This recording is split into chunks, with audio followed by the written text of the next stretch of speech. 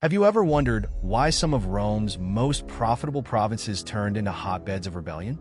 How a supposedly perfect system of taxation and governance ended up plunging Rome into internal wars, massacres, and economic crises?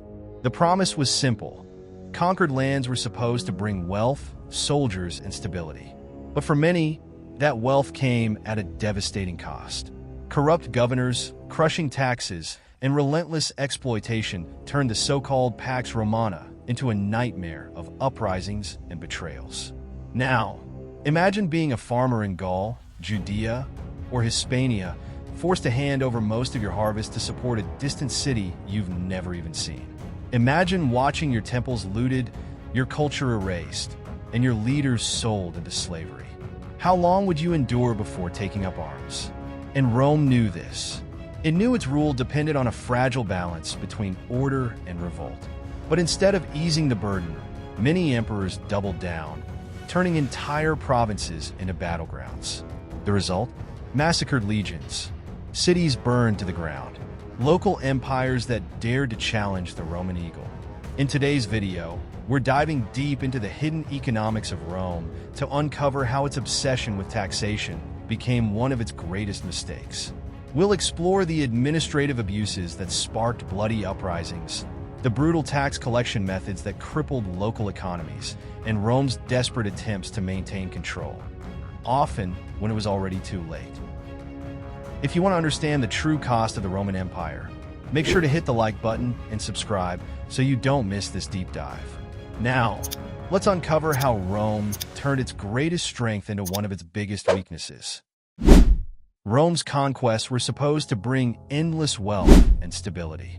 Each new province meant fresh resources, new trade routes, and a steady flow of taxes to fill the empire's coffers. But beneath the surface, the economic model that seemed so invincible carried a fatal flaw. The Roman Senate viewed conquered lands as nothing more than assets to be exploited, imposing crushing taxes that drained local economies. Unlike modern states with structured tax agencies, Rome outsourced its collections to ruthless private tax farmers known as publicani. These men had one goal: extract as much wealth as possible, regardless of the consequences. For the provinces, this wasn't governance. It was financial strangulation. A Gallic farmer, once a free man, now saw his harvest vanish into Roman hands. A merchant in Hispania, struggling under the weight of ever-increasing tariffs, watched his livelihood crumble. These people weren't citizens of a grand empire. They were economic prisoners. The burden wasn't just about money. It was about survival. And when survival is at stake, resistance becomes inevitable. But Rome, blinded by its hunger for revenue, failed to see the storm brewing beneath its feet. If the empire needed its provinces to thrive, why was it pushing them to the brink of collapse?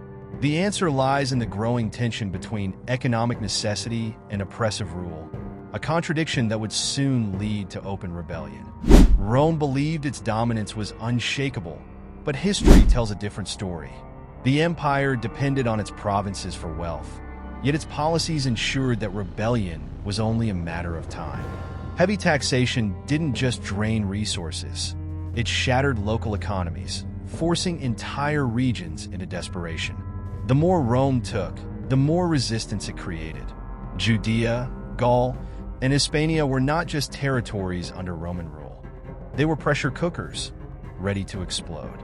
In 68 AD, Gaius Julius Vindex, a Roman governor in Gaul, saw his people drowning under Nero's unbearable tax policies.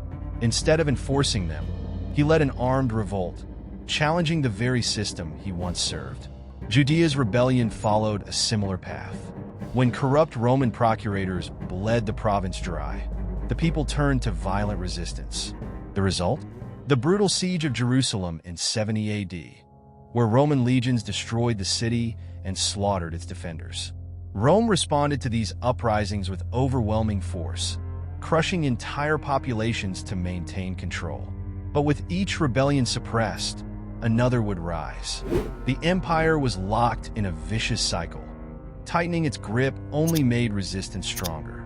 Yet, Rome refused to change course, doubling down on its failing strategies.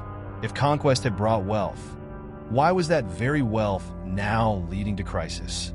Perhaps the issue wasn't just taxation, but something far deeper, a flaw in the foundation of Rome's power. Rome's economy thrived on expansion, but what happens when there's nothing left to conquer? For centuries, war had fed the empire's hunger for wealth. New lands meant new resources, new slaves, and fresh streams of tax revenue. But as Rome's borders solidified, that endless cycle broke. Without new conquests, existing provinces had to bear an even greater financial load. The empire's solution? More taxes, heavier demands, and increasingly brutal enforcement. But the provinces, already on the verge of collapse, could give no more. In the 3rd century, this economic strain reached a breaking point. Entire regions, once thriving under Roman control, began to crumble. Trade slowed, cities emptied, and once loyal governors started breaking away, not out of ambition, but out of necessity. With resources dwindling, Rome turned to desperate measures, devaluing its own currency, increasing military recruitment from foreign mercenaries, and raising taxes to impossible levels. This only worsened the crisis. By the time of the crisis of the 3rd century, the empire was caught in a downward spiral. Provinces that once sustained Rome now threatened its very survival. The empire had built its power on control, but was it now losing control of itself? If Rome's economy had become a prison of its own making, what did that mean for the future of its once mighty rule? And more importantly, could anything stop the inevitable collapse? By the late 4th century, the damage was irreversible. The Western Roman Empire, once the center of the known world, was now a hollow shell of its former self. The provinces, bled dry for generations, no longer had the strength to support the empire. The legions, once unstoppable, were now filled with foreign recruits, many of whom had more loyalty to their own people than to Rome. In 410 AD, the unimaginable happened. Alaric and his Visigoth warriors marched into Rome and sacked the city. For the first time in nearly 800 years, the empire's heartland had fallen to invaders. But what made this even more ironic was that many of the soldiers defending Rome were once provincial subjects, victims of the same oppressive system that had now collapsed. Rome's fall wasn't just the result of barbarian invasions or military defeats. It was the outcome of centuries of economic mismanagement, relentless taxation, and an empire that refused to adapt. The very system that had once built Rome into a global superpower had, in the end, ensured its downfall. And yet, Rome's legacy still lingers, shaping the world in ways few could have predicted. But if Rome's greatest mistake was ignoring the warning signs of its own decline, the real question is, are we doing the same today? Rome's downfall was the result of centuries of economic mismanagement, relentless taxation, and a system that refused to adapt. But not all legions suffer the same fate. Some, like Caesar's legendary 10th Legion, defied the odds and achieved the impossible. What made them different? What gave them the discipline and loyalty that allowed them to turn the tide at Alesia?